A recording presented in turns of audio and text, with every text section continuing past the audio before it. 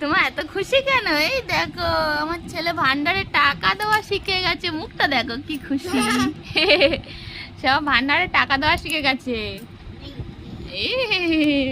ওকে প্রত্যেকদিন 10 টাকা করে দিতে হয় ভান্ডারে ফেলার জন্য, তাই তো? আবার লাল করছে গাল দিয়ে টপ। আবার খুশি তুমি?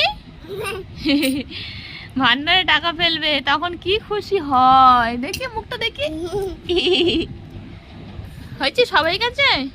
এখনো হয়নি? এখনো হয়নি। কি সুন্দর করে ফেলে টাকাগুলো দেখি। ওই তো বাহ, আর নেই, এখন একটা আছে, এই তো এখন একটা আছে, এই তো।